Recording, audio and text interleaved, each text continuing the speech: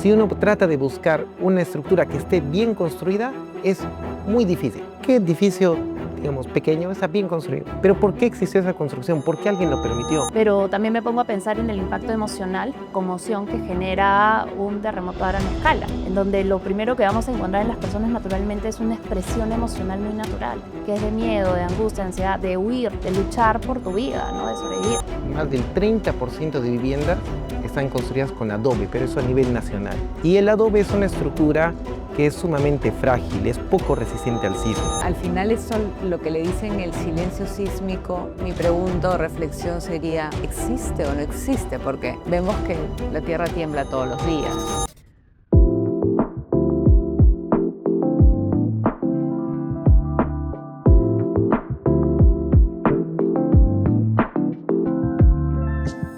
El último gran terremoto que ocurrió en Lima fue en 1746. Desde entonces no hubo terremotos de gran intensidad. Podríamos hablar del terremoto o del sismo que ocurrió en el 1966 y en el 74, pero no fueron de la magnitud de ese terremoto pasado. ¿Qué es lo que pasa? Que cuando no ocurre un terremoto de grandes magnitudes, la energía, ¿no? La energía interna se está acumulando. Y es posible que la liberación de esa energía acumulada, ¿no? Entre las placas tectónicas, que es lo que genera el sismo, justo la fricción de entre placas tectónicas, genera un gran terremoto. Entonces es evidente, las placas tectónicas están en un flujo constante, ¿no? Ya. Entonces, ¿qué pasa si es que de pronto no hay un sismo? De pronto no hay terremotos. Algo está pasando, entonces, pero ese algo es de que simplemente la energía se está acumulando y de un momento a otro va a empezar a liberarse, digamos, de forma bastante súbita. La Tierra nunca no ha dejado de temblar, ¿no? O sea, al final eso lo que le dicen el silencio sísmico. Mi pregunta o reflexión sería, ¿existe o no existe? Porque vemos que la Tierra tiembla todos los días. Es que eso depende de las escalas, entre las escalas sísmicas. Por ejemplo, la energía liberada entre un sismo de magnitud 7 con la de magnitud 8, a ver, de repente uno lo piensa de forma lineal, ¿no? 7 a 8, entonces como que está subiendo un 10% o el porcentaje que corresponda. No es tanto así. La diferencia entre punto y punto es exponencial. Para que te imagines, eso se mide en cantidad de bombas nucleares. Y sobre ese silencio sísmico, entiendo también que aquí lo importante básicamente es trabajar en la prevención, porque como no sabemos cuándo va a ocurrir, ¿no? Sí, mientras tanto podemos educarnos y desde muy chicos, ¿no? En los colegios, en todos los centros de estudios, de que vivimos en un país sísmico, ¿no? Que en cualquier momento podría ocurrir, ¿no? Y que estamos preparados para esa situación. Es una pregunta bastante compleja. Podemos categorizar a la ciudad de Lima de acuerdo a su tipo de suelo y al nivel de peligro a los cuales están expuestos. Por ejemplo, podría ahorita mencionar tres casos. Primero, la Costa Verde, que está hecha de suelos que son sueltos y susceptibles a derrumbarse. Un caso claro fue lo que ocurrió en el sismo de este año. Otro tipo de suelos que son preocupantes son en la zona sur de Lima. En estas zonas el suelo está constituido por arenas. ¿Qué es lo que pasa cuando tiene arenas? Las ondas sísmicas se amplifican y dañan más a la estructura. Y una tercera zona que podríamos identificar es justo la parte de la punta, el Callao. De hecho, ya hubo antecedentes de que en 1746, que fue el último gran terremoto que sucedió en Lima, ocurrió un tsunami. Y como esta zona está al nivel del mar, prácticamente a nivel 0, 1 metro, 2 metros sobre el nivel del mar, las olas que llegaron a la zona tuvieron una altura de hasta 7 metros. Entonces eso generó que el 90% del Callao se inunde. Sí, Darwin, yo coincido contigo, ¿no? Pero al tema del suelo le añadiría el problema que tenemos de la autoconstrucción, ¿no? ¿Esto qué quiere decir, la autoconstrucción, ¿no? Es que las personas han construido sin asistencia técnica, sin un profesional que calcule las estructuras, sin un profesional que supervise, por lo tanto han hecho caso omiso a la normativa, no la han considerado. Según los censos del INEI, más del 30% de viviendas están construidas con adobe, pero eso a nivel nacional, con adobe. Y el adobe es una estructura que es sumamente frágil, es poco resistente al sismo. no es una construcción conveniente. De hecho, hay algunos países que ya han prohibido su construcción con ese material. Pero si nos enfocamos a Lima, gran parte de esas construcciones son de albañilería confinada. Muchas de estas construcciones, de hecho más del 70%, son informales. Y eso quiere decir que tiene serios problemas estructurales. Por ejemplo, que los muritos no están con sus debidos confinamientos, no están amarrados por sus columnetas, con sus viguetas. Y eso es una bomba de tiempo. Por ejemplo, cuando ocurre el sismo, las personas van a tender a salir de su casa y al tratar de salir de su casa, evidentemente de repente por el susto o por la propia evacuación, se van a encontrar con que un parapeto les va a caer en la cabeza y van a terminar recibiendo daños producto justamente de esa mala autoconstrucción, entre múltiples problemas constructivos. Lo que no nos puede fallar después del sismo son los hospitales, ¿no? Entonces, aeropuertos. Entonces, mi recomendación sería que el Estado, si el edificio pertenece al Estado y si no el sector privado, seamos muy rigurosos con asegurar el funcionamiento de estos dos tipos de edificaciones, ¿no? Claudia, te comento que el Reglamento Nacional de Edificaciones, en la norma 030, categoriza las edificaciones de acuerdo a su nivel de importancia, ¿no? Entonces tenemos las edificaciones esenciales, las importantes. Entonces, por ejemplo, los colegios y los hospitales, como tú dices, de ninguna manera pueden dejar de funcionar. El problema quizás no pasa tanto por la estructura. A veces los problemas están por los elementos no estructurales. Sobre todo aportando lo que ustedes están mencionando, porque creo que hay un impacto que es inevitable ante una catástrofe, y es la parte emocional también, ¿no? Cómo las personas reaccionan ante una situación de crisis.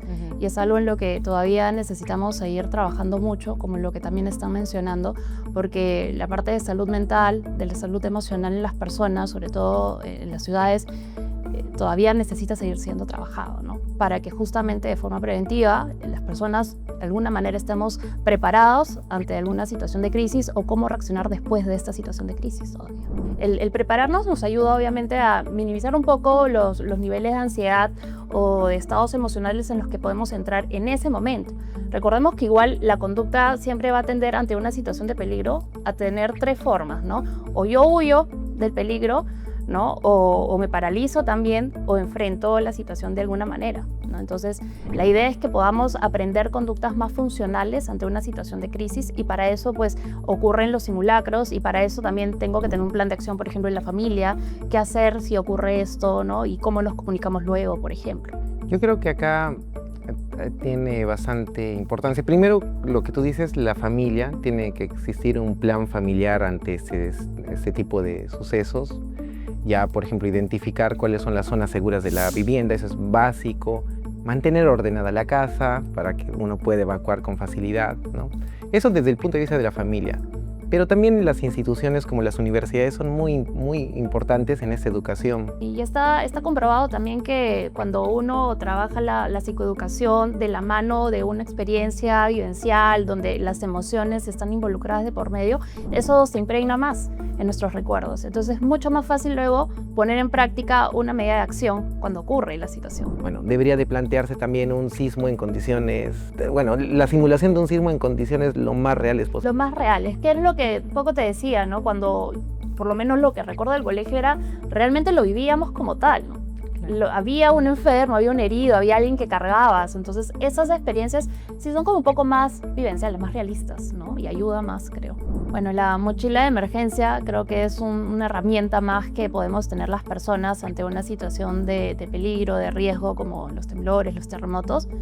Pero también me pongo a pensar en el impacto emocional, ¿no? Y la conmoción que genera un terremoto a gran escala, en donde lo primero que vamos a encontrar en las personas naturalmente es una expresión emocional muy natural, que es de miedo, de angustia, de ansiedad, de huir, de luchar por tu vida, ¿no? De sobrevivir. Sin embargo, si esta práctica de la mochila de emergencia es algo que las personas seguimos incorporando poco a poco, ¿no? Se sigue de repente reforzando la idea de esto a nivel nacional, y ponemos en práctica la experiencia, por ejemplo, de hacer la mochila en casa con toda la familia, ¿no? Hacer partícipe a los hijos de entender qué es lo que va en la mochila y para qué sirve y por qué la necesitamos, hace que sí se refuerce la idea de que eso es una herramienta que va a ser necesaria e indispensable usarlo en el momento de un sismo, ¿no? Y sobre todo si lo tenemos a la vista. Por la naturaleza de los sismos que tenemos, normalmente duran entre 30 segundos a un minuto.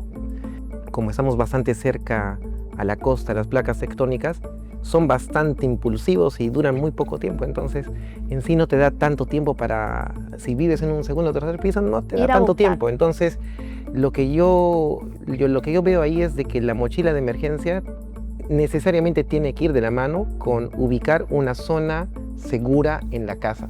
Mira, para personas que viven en pisos muy elevados, yo recomendaría quedarse en casa, ¿no? Y la zona segura, ¿qué es? Identificar una columna y una viga, las más fuertes, las más robustas dentro de tu departamento, que no tengas nada que se pueda caer y alejarte de los cristales. Hay una estadística triste, se ha encontrado de que después de los terremotos, cuando colapsan las viviendas, la gran parte de las personas que fallecen lo hacen justo en las escaleras, porque tratan de huir y en ese tratar de salir de la casa se tropiezan, se resbalan o algo les cae, y ahí es donde terminan, bueno, ahí es donde ocurren los desastres. La coordinación interinstitucional entre las entidades del Estado es muy importante, porque tenemos instituciones que sí generan, por ejemplo, mapas de vulnerabilidad. Entonces, estos mapas deberían de ser utilizados por las municipalidades para que éstas lo utilicen como insumo para que luego den las respectivas licencias de construcción y también hagan la zonificación de sus distritos. Entonces, por ejemplo, no se debería construir, por ejemplo, al borde de los acantilados o en la cuenca de los ríos. Eso ya debería de estar prohibido. Si uno trata de buscar una estructura que esté bien construida, es muy difícil. Uno pregúntense, ¿qué edificio, digamos, pequeño está bien construido? Es realmente difícil porque gran parte es autoconstrucción. Pero ¿por qué existió esa construcción? ¿Por qué alguien lo permitió? Pero yo ahí, por ejemplo, Darwin, creo que también nosotros como ciudadanos tenemos que ser más conscientes y más responsables, empezando por uno mismo. O sea, si uno ya sabe que vas a construir tu casa, tienes que buscar al especialista, ¿no? Entonces, empezar, yo creo que la educación, que habíamos hablado con Sandy, ¿no? Esta educación no debe ser solo de simulacros, de evacuación, sino todo, ¿no? O sea, cuando necesites hacer tu casa, desde chiquitos que nos quede eso en la cabeza, desde niños, tienes que buscar al arquitecto, al ingeniero, ¿no? Por definición, una vivienda digna es aquella que te da los insumos esenciales como para que uno pueda desarrollarse en libertad, para que uno pueda ejercer sus libertades. Eso es saneamiento básico, alimentación y seguridad de la estructura, ¿no? Que uno se sienta seguro en el lugar donde vive. Desde ese punto de vista, ahí tenemos una gran brecha, ¿no? Como sociedad, debido al gran porcentaje de autoconstrucción que existe. Y también la brecha está relacionada a la falta de apoyo técnico quizás que pueda provenir de las propias instituciones. Por ejemplo, cuando una persona tiene líos legales, ¿no? El Estado le pone un abogado, ¿no es cierto? ¿Por qué no pensar algo similar, pero para las autoconstrucciones? Si yo quiero construir mi casa y de repente no tengo los insumos necesarios para contratar a un profesional, porque, ok, la recomendación es en contratar, pero ¿qué pasa si no tengo lo económico? Entonces, de repente las instituciones podrían de proveer a las personas asesoramiento técnico para que éstas construyan, ¿ok? Si no vas por este camino de contratar un profesional, nosotros te podemos dar, digamos, el asesoramiento técnico y cumpliendo esas condiciones, esta estructuración, ya te doy tu licencia de construcción. Podría ser una salida, ¿no? Es una idea que obviamente tendría que ser evaluada.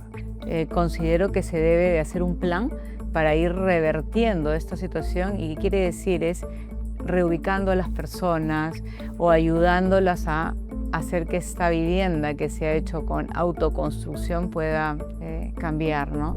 ¿Cómo uno puede verificar si su vivienda va a ser estructuralmente segura ante un sismo? Bueno, primero, evaluar la documentación que se tiene en casa, ¿no? Esa vivienda donde tú estás habitando debería de tener planos firmados por un ingeniero civil. Lo segundo es, uno puede hacer inspecciones visuales en su vivienda y verificar, por ejemplo, si existen grietas en los muros o en los elementos estructurales, en las columnas, en las vigas, ¿no? Entonces, en primera persona uno ya podría darse una idea de qué tan segura es la estructura. Y algo bastante simple que yo podría recomendar, que es muy fácil de evaluar, es justo los parapetos que están en el borde de las viviendas, que justo hace un rato hablábamos. Esos parapetos, esos muritos de ladrillo que están sobre el borde, deben de estar confinados por columnetas y viguetas. O sea, si uno ve su casa y ve un murito que no está confinado, ya debería de hacerse la idea de que ante un sismo eso se puede volcar, porque tiene muy poca resistencia. Y de hecho, ya se vio en el sismo de este año Claro. cómo incluso una persona falleció producto de eso. La principal medida que yo sugeriría adoptar es, primero, sensibilizarnos sobre el peligro a los cuales estamos expuestos. Porque si bien es cierto, no se puede predecir la fecha del sismo, pero en algún momento va a ocurrir. De eso no hay mayor duda. Entonces ahí podemos adoptar dos acciones. A nivel personal, identificar nuestras zonas seguras, ¿no? Si vamos a construir nuestra vivienda, tener la conciencia suficiente de que esté bien estructurada, que esté diseñada por un ingeniero estructural que conozca del tema.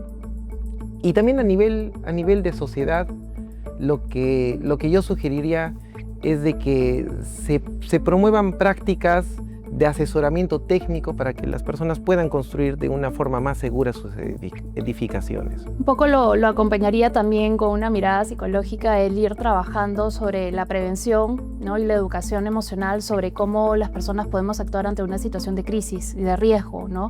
Esto nos ayuda también a hacer un plan de acción familiar, como lo hemos conversado, que nos permita estar más seguros de cómo vamos a actuar ante una situación de crisis. Sí, y yo a través de la gestión de las ciudades y desde la mirada de la arquitectura recomendaría que cualquier intervención dentro de la ciudad sea debidamente planeada, organizada y invitaría a los ciudadanos a que no jueguen un papel que no deben de jugar. Es decir, si tengo que hacer mi vivienda, tendré que llamar al especialista para hacer la vivienda.